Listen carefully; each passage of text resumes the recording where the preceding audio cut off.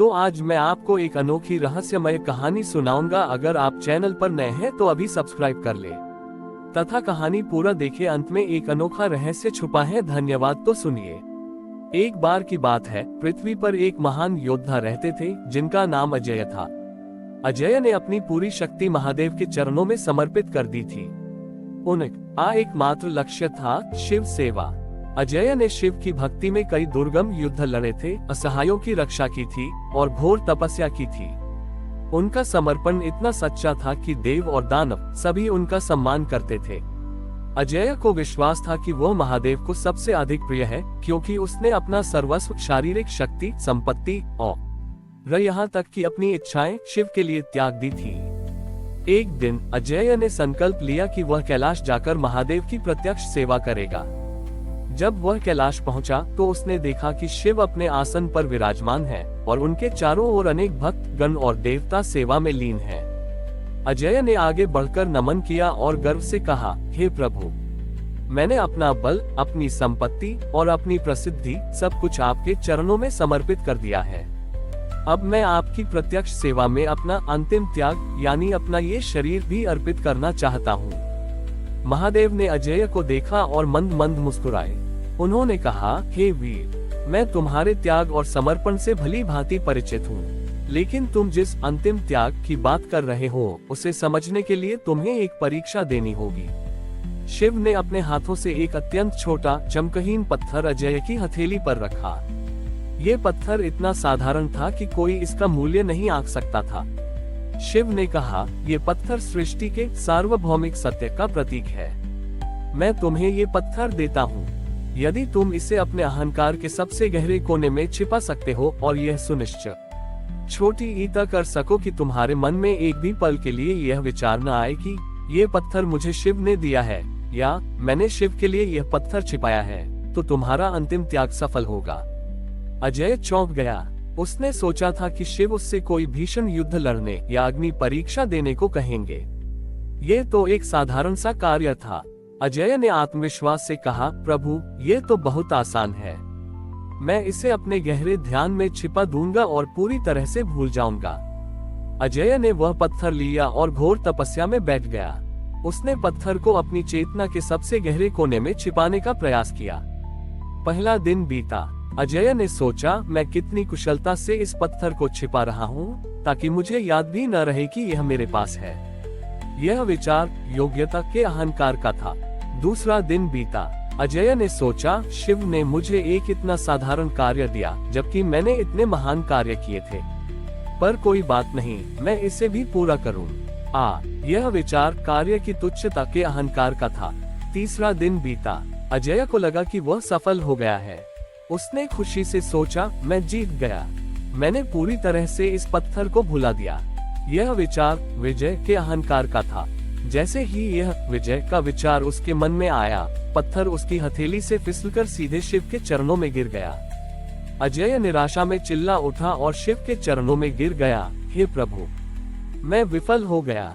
मैं हर बार खुद को, अपनी उपलब्धि को या अपनी इच्छा को बीच में ले आया। मैं अपने स्वयं को नहीं त्याग सका। महादेव ने अजय को उठाया और प्रेम से कहा, वत्स, तुमने अपना बल, धन और यहाँ तक कि अपना शरीर भी त्यागने को तैयार थे, पर तुम ये भूल गए कि अंतिम त्याग स्वयं को त्यागना है, यानी तुम्हारे भीतर की मैं की भावना को। जब तक तुम्हारे मन में यह भाव है कि मैंने त्याग किया, तब तक त्याग अपूर्ण है। शिव ने कहा, सच्ची शिव सेवा यह नहीं है कि तुम मुझे क्या देते हो, बल्कि यह है कि तुम खुद को कितना मिटा देते हो। जिस क्षण तुम उस पत्थर को, उस कार्य को या उस सेवा को पूर्ण रूप से मेरा मानकर स्वयं के अस्तित्व को भूल जाते, उसी क्षण तुम मुझ में विलीन हो जाते। अजय को परम ज्ञान मिला। उसने समझा कि अंतिम और सबसे कठिन समर्पण कर्तापन के भाव को मिटाना है। उसने फिर कभी मैंने किया का विचार मन में नहीं लाया, बल्कि हर कर्म को शिव की इच्छा मानकर करना शुरू कर दिया। और तभी से शिव के इस उपदेश को अहम त्याग सिद्धि कहा गया, जो ये सिखाती है कि स्वयं को मिटा देना ही सर्वोच्च समर्पण है। अहंकार के अंतिम बंधन कर्तापन, मैं करने वाला हूँ के भाव को समझने के बाद अजय ने अपनी तपस्या का मार्ग बदल दिया। वह अब कोई बड़ा बाहरी कार्य नहीं करता था। उसने कैलाश छोड़कर एक साधारण गांव में रहना शुरू कर दिया और अपनी पहचान छिपा ली। गांव में अजय ने सबसे तुच्छ और अनदेखे कार्य करना शुरू कर दिया। वह सुबह सबसे पहले उठता और गांव की गलियों को साफ करता, रात में बिना किसी को बताए टूटी पुलियाओं की मरम्मत करता और बीमार पशुओं की सेवा करता। वह ये सभी कार्य पूरी तरह से अदृश्य रहकर करता था, इस दृढ़ संकल्प के साथ कि किसी को ये पता न चले कि यह सेवा कौन कर रहा है। उसका उद्देश्य ये सुनिश्चित करना था कि उसके मन में सेवा करने का अहंकार कभी न जागे। कई वर्षों तक ये सिलसिला चलता रहा। गांव वाले धीरे धीरे चमत्कृत होने लगे। उनकी गलियां हमेशा साफ रहती थीं, उनकी जरूरतें बिना बताए पूरी हो जाती थीं। वे उस अदृश्य सेवक को करुणा पुरुष कहने लगे, पर कोई नहीं जानता था कि वह कौन है। एक दिन गांव में भयंकर महामारी फैल गई। अधिकांश लोग बीमार पड़ गए और सेवा करने वाला कोई नहीं बचा। इस संकट में अजय ने स्वयं को पूरी तरह से झोंक दिया।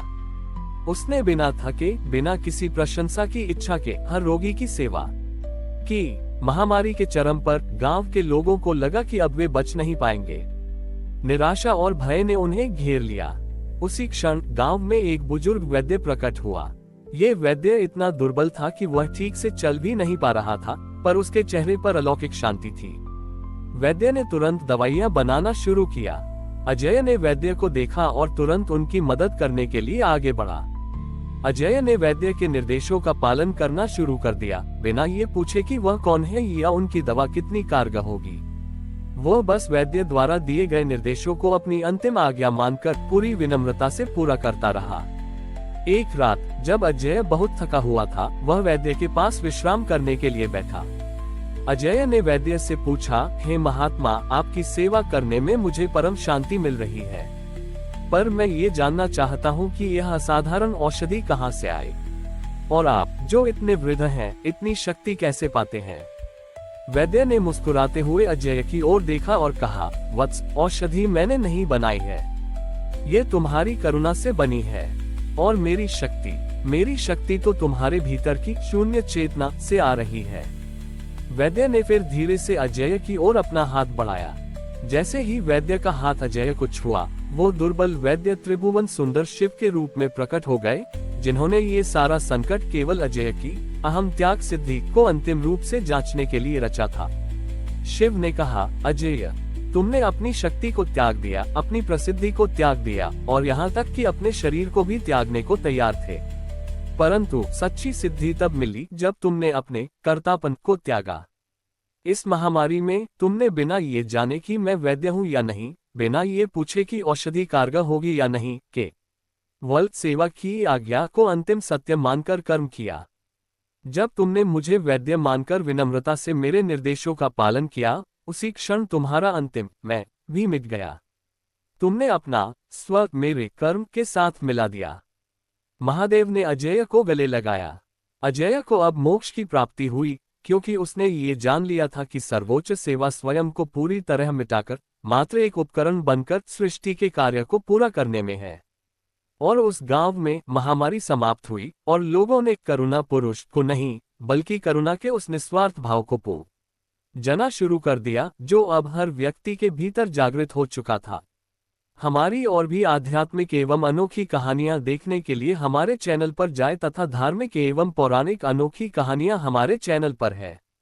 कृपया जाके देखें तथा हमारे चैनल को सब्सक्राइब करके रखें और वीडियो लाइक जरूर करें। धन्यवाद।